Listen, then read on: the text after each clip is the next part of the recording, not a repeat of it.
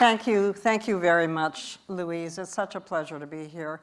What an extraordinary institution the New York Historical Society is, not only for the city, but for the country. And I thank you for all the work that you do. And if you're members here tonight, thank you for supporting the New York Historical Society. And if you're not members, if you're members of the public, I would suggest that you support it as well. It's a marvelous cultural institution that has been with us for so long.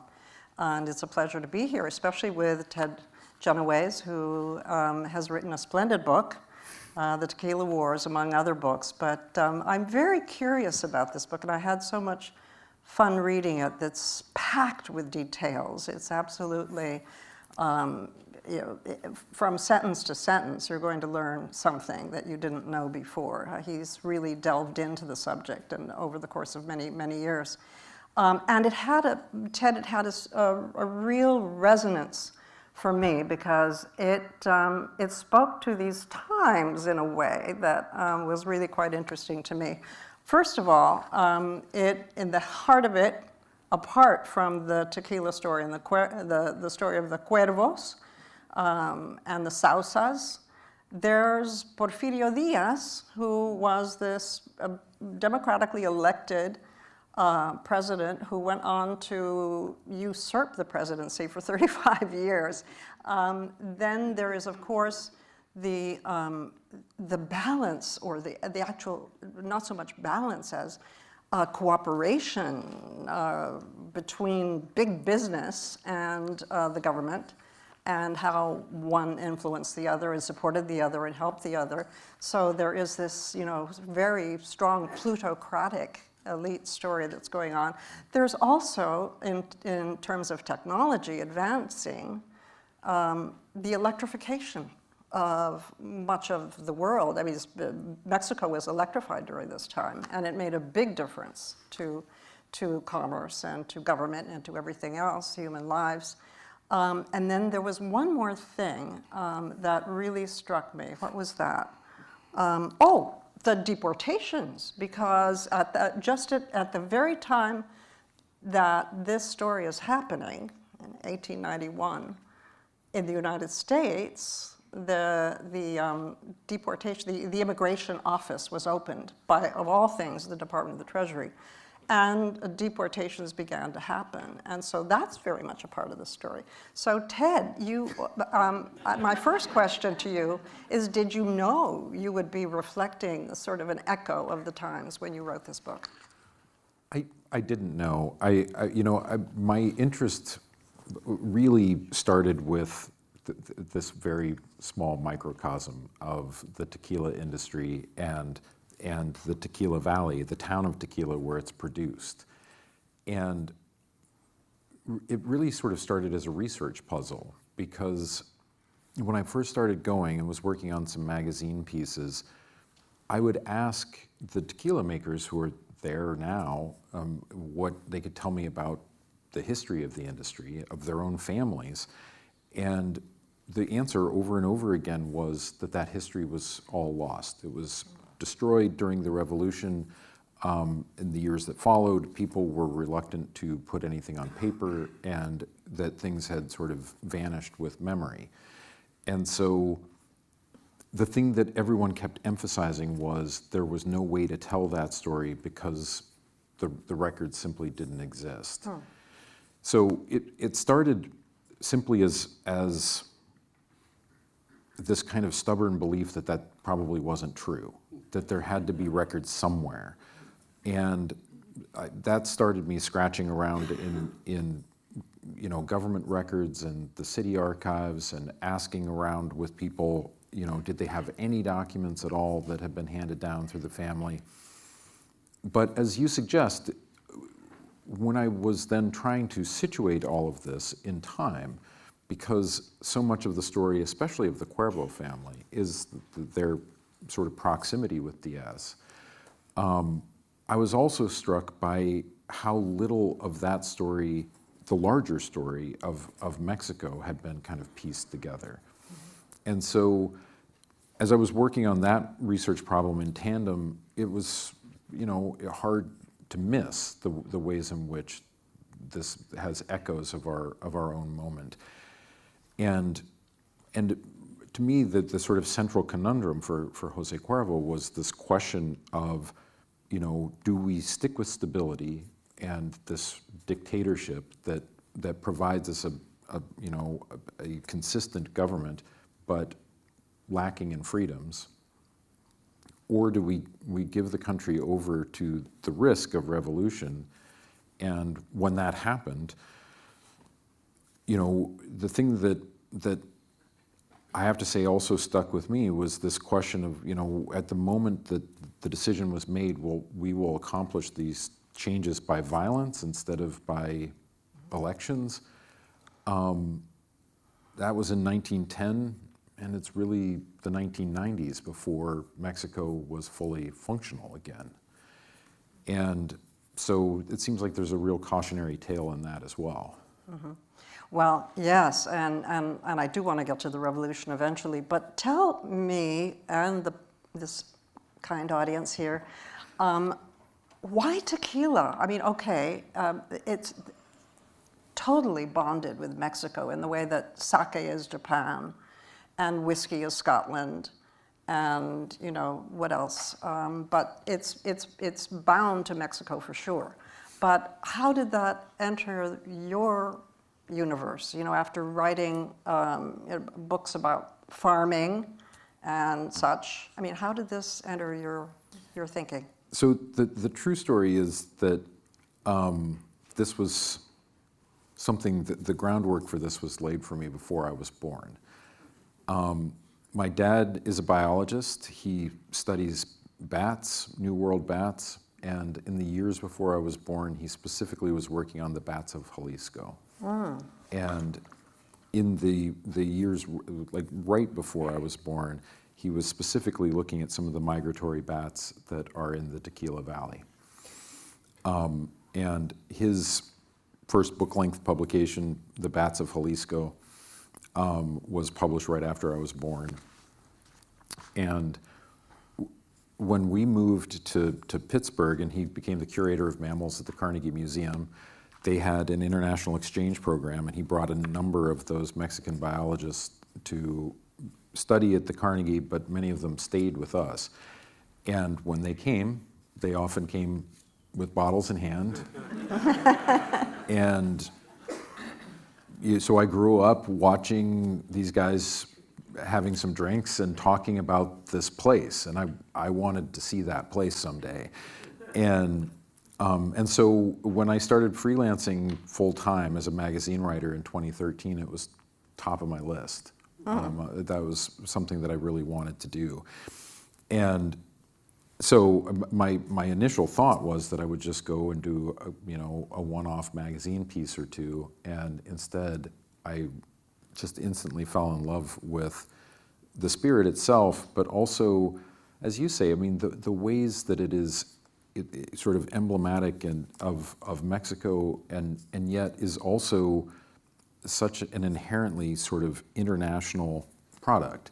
Its history is wrapped up in colonialism and the French intervention of Mexico and the influence of Germany and the palates of the United States, and so it's distinctly Mexican, but also I think distinctly Mexican in that way that it is under so much international pressure, and so the more I delved into it, the more it seemed like a way to tell that bigger story through a sort of familiar product, and really fortunately for me, the person of José Cuervo, I mean, someone who I think many of us didn't realize was a real person even, that he was the industry leader. He was the person who was the innovator and the leader of the transformation of the industry, and then when the country started to unravel, he was the one who did more than anyone else to try to hold everything together. Right. It's a stunning story. Well, in the way that vodka comes from potato and whiskey comes from grain, tequila comes from It comes from the blue agave. the blue agave. Tell us about that and about the process and its origins, and maybe even its indigenous origins. Yeah. So the Tequila Valley has a number of varieties of agave that are endemic to that region. The blue agave is one variety that is the hardiest, and so it was the one that was favored when farming moved to a practice at scale. But in its indigenous roots, it was something that was harvested, baked, and fermented, and it appears from the archaeological record that it was at least single distilled. The Spaniards showed up and had this great idea to distill it a second time to increase its alcohol content, and this sort of started the process of it being something that was a commercial product. Mm-hmm. But it was at a small scale for a very long time, and kind of regional by nature. And tequila in its origins is simply one kind of mezcal, and that name mezcal, that is the indigenous word for the plant. And it's a cactus, is it not? Well, it's a succulent. Okay. We'll get into all of this later. But it's essentially the bulb of the plant that's harvested and is then baked to release the sugars and milled and then allowed to ferment. And over time, that tequila became this sort of more large-scale production because of the sort of strange historical forces. I mean, that in many ways, the war for independence and the rebels closing the port at Acapulco, which then forced a new route from the coast that came in through tequila, is the reason that tequila is as popular as it is. That you have a lot of military. You have armies moving back and forth over this road. They are very happy to find that there's a town like Tequila along the way, and so this started this trade with Guadalajara, but also shipping to the coast, which allowed it to go up into what was northern Mexico at the time, and so its reputation spreads and it becomes its own thing. Mm-hmm. Well. And part of the story, of course, is how tequila itself, just by virtue of wanting to be distributed more widely, built the railroads in a way, did it not? I mean. Yeah, I mean, so the ambition in the 19th century became, to try to bring goods, especially to Guadalajara at first, and then to Mexico City. In order to do that, it was necessary to have something more than that original military road, which was, essentially a horse trail through the mountains. And if it was going to be transported at any kind of volume, there needed to be a better route. The problem for the industry was that there were very few railroads in Mexico until the middle of the 19th century, and then there was a great deal of reluctance to build railroads. There was a concern that the United States would use those railroads to invade Mexico, and so it might have. They might well have. That is true, and so the thing that ends up happening is that the railroads kind of build through the major cities and eventually up toward the border. But a small town like Tequila, which is only a few thousand people sitting 40 some miles outside of Guadalajara, it took a lot of lobbying of the government to get a concession for the railroad to be built. And even so, by that point we were into the era of Porfirio Diaz, and at that point, it's all about being in the president's inner circle and having that sort of influence. The railroad was scheduled to begin building toward Tequila in 1887. It actually arrived in Tequila in 1909. So the process of trying to make all of that happen was arduous, to say the least, and kept sort of starting and stopping, and that last section sat unbuilt for over a decade.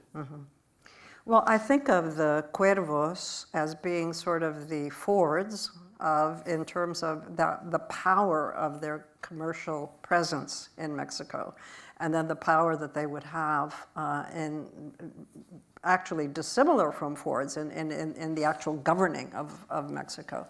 Tell us a little bit about the family and its origins, and how José Cuervo came to be. Yeah, so the Cuervo family arrives in the New World as military leaders, and it is actually for military service in New Spain that they are granted a lease in the town of Tequila to grow agave and to make what was then called an agave brandy. And so what you have is this business that is started in the 1750s, but also it is bound up with power and with a kind of military rule over the region. And over a century, that leads to acquisition of more land, more agave being planted, more small-scale distilleries being built, and the empire slowly grows. By the time José Cuervo is born, the family has acquired a great deal of land, but it is sort of scattered around on different estates. But his father and Malaquías Cuervo and his uncle Florentino make a kind of bid in the 1870s to try to increase their production and increase the size of their business. The thing that's interesting, that's a theme that just sort of runs through the family, is that Florentino he's sort of heir to that military attitude about things, and Florentino's strategy, his business strategy, was to ride around and burn the distilleries of competitors. And kill them too. Yeah, exactly. He's at it. And Malaquías Cuervo, Jose's father, was much more about cooperative models and trying to work with other tequila makers in order to lobby for some of these things that they needed, like the railroads and eventually electricity. The thing that is a major challenge for young José Cuervo is that his father died young, and at a point when he was in a great deal of debt. And that leaves young José Cuervo without an inheritance, without land, and he ends up going to work for a great uncle of his, Jesus Flores, who owned one of the largest distilleries in operation in the New World, which was certainly good for him to have that experience. But he essentially, having grown up in great wealth, he essentially became an employee. What was fortunate for him is that Jesus Flores was about 30 years older than his wife, Ana González Rubio. And when Flores was at the very end of his life and worried about what would happen after his death, he sort of legendarily called Ana to his bedside and said, when I'm gone, José Cuervo would make for a good husband. And it took a couple of years, but Ana, having run the business herself, saw the difficulty of trying to run the business in a male-dominated society. And it's a really fortunate thing that one of her friends recorded this whole exchange where that friend describes Ana calling Jose into her mansion in Guadalajara and saying, you know, we've been having these great difficulties in running the business, and I think it's best for us to marry. I think that's how things are going to work out best. And Ana's, at that time, she's probably the richest woman in Jalisco. She's Different generation than Jose, right? She's a little older. Yeah, she's 12 years older than he is, but you know, the society page is often describing, you know, her beauty and her elegance and charm, and Cuervo says, "Let me think about it." And a month goes by without an answer, and so she summons him back to Guadalajara and says, you know, you've been very busy with the business and haven't had time to think about this, so I've thought about it for both of us. And the justice of the peace enters and right there. and married him on the spot. That's so fascinating. Yeah, so that consolidated, of course, the presence of the Cuervo and the González Rubio. And it brings Jose back to this position of power, but an influence. But I have to say I'm fascinated by this moment because for all of the struggles that Ana had encountered as the head of the business, by law, this marriage meant that she gave up this vast fortune. Right. It was no longer hers.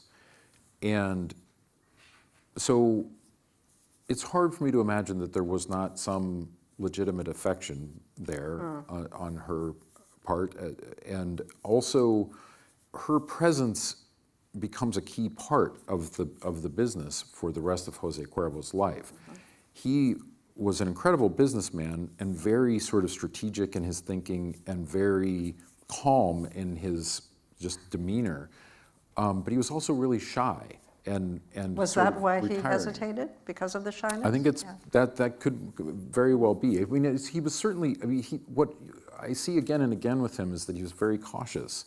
He was deliberate, and while he's being deliberate in the years that follow, Ana is incredibly outgoing. She's sort of a social networker, and much of how the family then builds its power in the years after that, Cuervo and Ana never have children of their own, but they have a number of nieces that they marry to strategic business partners, and much of which is kind of brokered through the relationships that Ana cultivated. And so there is a really interesting way in which her presence is still crucial. Right. It seems she was the matriarch controlling the network, even if she had surrendered the immediate power. But she was, you know, the éminence grise behind the success. So, but what strikes me about the story and the way that you write it, Ted, is every page has, you know, some sort of traumatic event, and then it pulled back, and then you go into another. I mean, I didn't mention that one of the echoes for me was a pandemic, which was going on at the time, of course. And if you weren't being killed by random gunshots because people were just doing that, you were being killed by a disease that came upon you. And there were so many twists of fate that happened in that process that might have destroyed the business completely. And what's remarkable is that even you go through the pandemic, you go through these incredible, you know, sort of violent times and the revolution, and at the end, Ana and Jose are still there. They survived all of it. I mean, it's quite remarkable what they survived. Yeah, well, and I think the thing that really stood out to me is that survival, so much of it arises from Cuervo's willingness to retreat, to withdraw, even to disappear, which makes for a frustrating research subject, because when he disappeared, he really and truly disappeared. But it's also so, I mean, it's so telling that, I mean, one of the moments that is just extremely dramatic when Pancho Villa's forces take Guadalajara, he calls together all of the tequila makers, and it was enough cause for concern that the foreign consuls or the consulate sent representatives to take notes, which fortunately survive and match each other almost exactly. So we have this view into the room as Pancho Villa threatens all of these tequila makers and tells them, you're going to make these payments to me for the rebuilding of Guadalajara and for the operating of the city, or I'm going to set up a guillotine and this will dwarf anything that happened during the French Revolution. With multiple people in the room taking notes, Cuervo doesn't say a word, which is frustrating for someone like me years later. But what we do have recorded are the objections of some of his neighbors. And it's a matter of days before they are arrested and put before firing squads. And so, again, we start to see that Cuervo's reticence, I think a bit of it is constitutional, but I think it also becomes strategic, that his concern is not with his reputation or with his pride. His concern is with keeping his business going. And to some extent, you know, seeing his business's success is tied to the success of the country. Yeah. And there were so many frustrations too that you know, you're struggling as a family to make this pure tequila with the agave being very pure and there are no adulterations at all. And then you send it out in your barrels, you know, hundreds and hundreds and thousands of barrels, and then the distributors get hold of it and they poison it in a way. Yeah. They dilute it, they put, you know, whatever in it, and all of it unhealthy and terrible. And so you're struggling against that as well, not only making the beautiful stuff that you want to make. Yeah. So that was really very interesting. Ted, tell us a little bit about the ways that the United States plays into this story, the American influence. Well, the American influence pops up again and again, and in some cases it is really direct and dramatic. You know, the revolution, as one example, is successful really up until the United States decided that Madero, as president, was not doing what the United States felt was in the best interest of American businesses. And so Madero was the one who replaced Porfirio Diaz. Exactly. And so the coup that overthrew Madero, I mean, infamously, I mean, the U.S. ambassador was in the room as that coup was plotted. During Wilson's time? Yes, that's correct. And so there's a direct link there. That person, Henry Lane Wilson, was there helping to plot this overthrow. And as I said, you know, the country was never really stable again for decades after. So there's that influence and that political pressure as well. I mean, I also think it's something that there's a report at one point when the government in the United States becomes concerned about Pancho Villa and his border raids, that there's a kind of passing reference to this question of how well outfitted Villa is, and it's mentioned that his army is actually very well armed, and the estimate is that at least half of the rifles in his army are American made. obviously for that to be true, that there was a great deal of cross-border sales of arms. But in sort of softer ways, the U.S. becomes this sort of just sort of unmissable market for the tequila industry, because the United States has so much more wealth, there's a larger population. If you can get your product to the United States, there's a lot of money to be made there. The real problem at the end of José Cuervo's life that he faced was that first, when Germany courted Mexico to come into World War I on the German side, this created a great deal of suspicion of Mexico in general, but especially of businesses that had so-called German influence, because Cuervo had two German nephews who were heavily involved in the running of the business. He was marked as an official enemy of the United States. His business was forbidden from doing business in the U.S. And of course, at the end of World War I, it's not long before the U.S. imposes national prohibition. Right.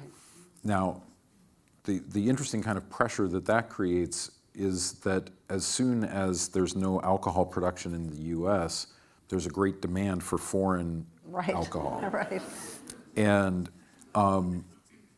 actually, after the carnage of the revolution, really the way that the industry was rebuilt was by moving as much product as possible to the border. Illegal product. Yeah. Right. Yeah. But the thing that's also really, I mean, maybe the main revelation of the research for me was that, mentioning these German nephews, during the war, the Germans had deployed this cooperative business model that was essentially about creating a vertically integrated system that would allow you to control every part of the supply chain so that you wouldn't have disruptions because of the war. Cuervo saw a similar need in the destruction that had been created by the revolution, and so he convinces his competitors, we all need to work together. I'm going to buy a steam engine and cars. We're going to buy time on the railroads. We're going to divide up property, or sort of turf, really, that we're going to ship our products to, but we're going to agree that we keep our prices the same. And most importantly, the German word for this system was cartel. And in every way, it reflects the cartel system that we think of now, except that it was legal. It was perfectly legal to cooperate in this way and to move your product to a place where there was high demand. And it doesn't appear that Cuervo or Sausa were ever involved in any smuggling themselves. They didn't have to be. They just moved their product in large quantities to border checkpoints, and there was high demand and other people willing to take that risk. But those sales were fundamental for rebuilding the industry. Yeah. Yes, indeed. And what I found really interesting about the whole, about José Cuervo's management style is that he was really quite flexible. I mean, he didn't have, he was protective of his business, so he supported Porfirio Díaz because that was, stability for the growth. But then he was willing to change and did very often through the comings and goings and the great twists of the revolution. And, he was able to sort of bend with it, which was a lesson in itself. Well, certainly. I mean, every setback is also an opportunity, right? And so, Cuervo would do what he could to avoid certain outcomes. I mean, he maybe worked harder than anyone to avoid the coming of the revolution. But once it became clear that there was no holding back the tide, then it became important to be involved in trying to steer the outcome of the revolution and to be, involved with the people who were leading that movement. And so the thing that it's true that, his style was a flexible one when he recognized that, that the forces beyond our control are changing the whole terrain. You've got to adapt. Yeah, yeah. So the story, which in your book at least begins in the middle of the 18th century, goes all the way to the present times because the family continues to own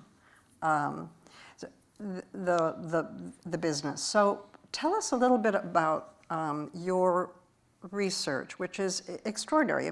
There are points at which you think, well, how could Ted possibly know this? How could he know the color of the embroidery on her skirt? Or how could he know that somebody sneezed at this point? But it's all, very well documented in the footnotes. And you obviously were able to, even though there was very little, as you said in the beginning of this program, very little evidence or source material for you, that you eventually were able to sort of winnow this out through the family. Well, by far the most important source was that José Cuervo and Ana González Rubio, when they had been married a few years, adopted one of Ana's nieces who had been orphaned when her mother died in childbirth.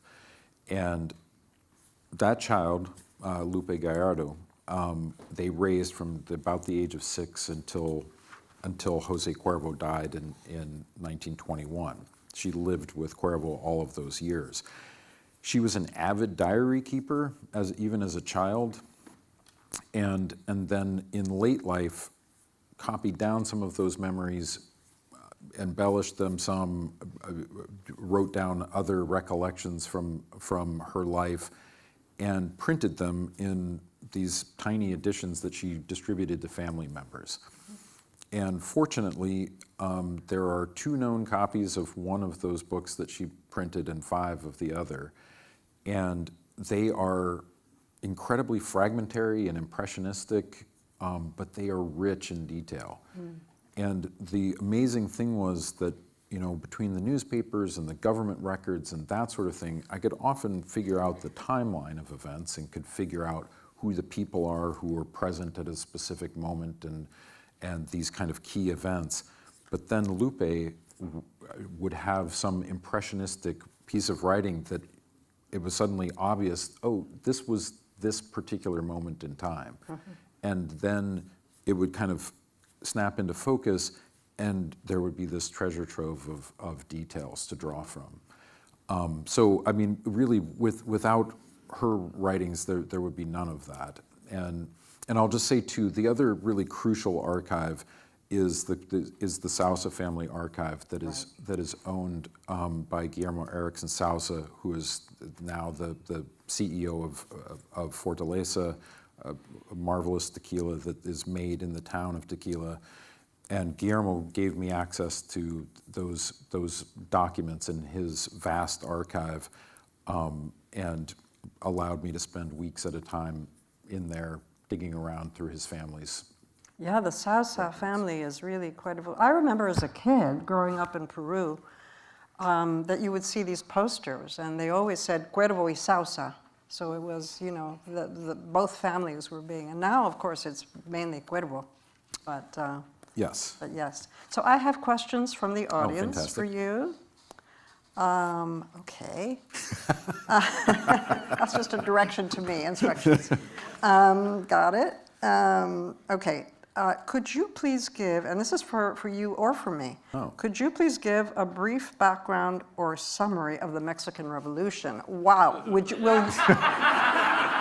It is a messy ordeal. It will take us a week at least, but you get a beautiful, contextualized description of the Mexican Revolution in this book. But go ahead, Ted.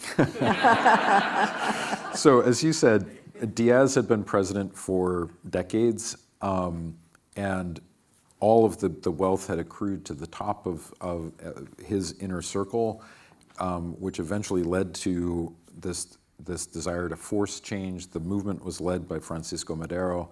Madero took over as president of the country, but was assassinated after a little over a year, if I remember right, by Victoriano Huerta. Huerta took over as president of the country. Huerta was the one who was put forward by the United States. That's right. Yeah. That's right. And Huerta ran the country, but briefly, but under siege from all of the other revolutionary factions who wanted to take control of to unseat him and take control of the country. Those factions briefly worked together until Huerta was unseated, and then they all went to war with each other. And after that, the history is too complicated to summarize. Except Pancho Villa was there. Pancho Villa is part of it, Venustiano Carranza, Alvaro Obregón, Manuel Dieguez, many of the people who become extremely prominent in the history of the country to follow, but for a period of time, they are armed and at war with each other. Mm-hmm. Yeah, it was quite a show. But please read about it in his book because that's a good job you did right there. Thanks. Here's next question. Did U.S. involvement in the revolution ever reach Cuervo personally? Did he deal with Americans? No, not with the revolution in that way. I mean, the thing that I guess I would say is that Cuervo's involvement with Americans it really becomes most intimate at that point when he's declared an enemy of the United States, because first of all, the State Department had him under surveillance for a number of months, and which is in the State Department's records, and they had decided that he was a risk because of the railroads and because he had backed various revolutionary movements, and also because he was moving tequila to the border. And their suspicion was that arms could be easily moved in with the bottles that were being transported to the border and be used to arm revolutionaries to come across the border. There's nothing in the records to suggest that any of that was going on. It was just paranoia about the fact that Cuervo had these German ties and a railroad and had warehouses along the border. Right, right. Is or has tequila ever been subsidized by the Mexican government? Wow, somebody's That's trying to get me in trouble. So tequila is a trademarked name that is owned by the Mexican government. And so there's a tequila regulatory council that is a government body that is in charge of regulating and ensuring that tequila is meeting production standards that have been agreed upon by the government and by the producers. And so in many ways, tequila it really is a national spirit. It is something that is owned and controlled by the government. We get into the production and the factory and the industry itself. Yeah. Is there a traditional versus a modern preparation for tequila, or is it the same process? The agave gets baked and then it gets distilled. So the basic process is the same, but how the agave is baked, there's everything from mezcal, which is baked in in-ground ovens, essentially in barbecue pits, all the way up to modern processes that involve chemical processes for removing the sugars from the agave. And the same is really true of every step of the process.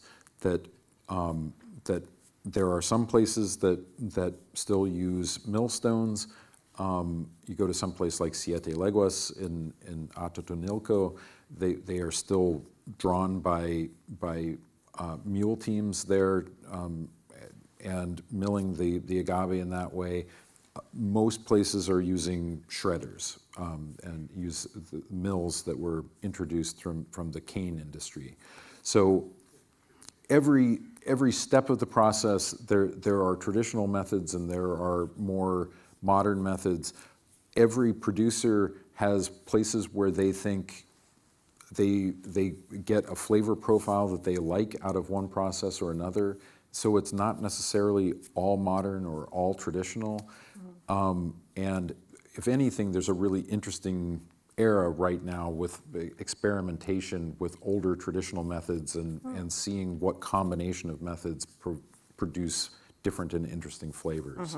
But you mentioned before that what was being made by the indigenous, you said that when the Spanish came, they sort of pumped up the alcoholic content. That's right. So was tequila, or mezcal really is what the indigenous were making, was it more of a beer as opposed to a, really strong whiskey, say? Yeah, the version that the Spaniards would have first encountered was probably somewhere, I would say, in terms of alcohol content, more like wine. Because it does appear that there was some sort of a boiling off process that was used to increase the alcohol content, but not anything like, the traditional tequila alcohol by volume is somewhere between 46 and 50%. These days it's down to 40%. But to get up to that level requires distillation and double distillation. The workers, the tequila workers, how were the workers in the tequila industry affected before or after the revolution and the Constitution of 1917? Yeah. Good question. Thank you for the specific date on the Constitution. Yeah. So one of the things that is remarkable is that we have a very specific record in tequila in a number of places as well. That in 1917, as part of the new Constitution, people were interviewed on this exact subject. The government commissioned government officials to go out and to ask everyone if they or anyone in their family had been a victim of land theft, and they interviewed them about that and allowed them to start proceedings to sue to have that land restored. Because of that, there are these detailed accounts of how people had their land stolen, including by large tequila makers. Zenobio Sousa, the founder of Tequila Sousa, was the person who was most aggressive about all of this. And I mentioned Guillermo Erickson Sousa before. I have to say this is one of the things that I respect most about Guillermo. Is I sat going through his records, finding one document after another detailing how land had been stolen, and Guillermo just every single time said, that's the history and it should be in the book. And so I have it from Zenobio Sousa's side, I have it from the side of the people who had the land stolen from them. And there's one really remarkable account by someone who had their land taken, saying, when Sousa came and said that he was going to take your land, he didn't have to say it twice. So you've kind of addressed a question that, I'm sorry about the microphone that I'm disturbing there, that you actually talked to the family and you interviewed them and they gave you their records.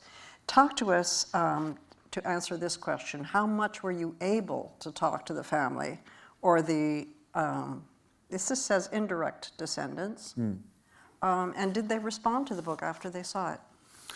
So, do they read English? Yes, and again, in one of the ways in which the industry is still so incredibly international, there are members of the Cuervo and Sousa families who still make tequila in the town of Tequila, and they're the corporate entities, Cuervo and Sousa, Cuervo, as you alluded to, is owned by the Beckman family, who are the direct descendants of the German consul who was a nephew of José Cuervo. But then there are people who have the Cuervo last name who are descended from Cuervo's brothers who are still involved in the industry as well. And everyone I dealt with was incredibly helpful. And the thing that was striking is that some family members, I mean, the Sausas were real record keepers. The Cuervos, it seems that the material was much more scattered and that there was not a kind of practice of trying to keep an archive in that way. But people had family stories. They had a few letters here or, you know, some documents here. I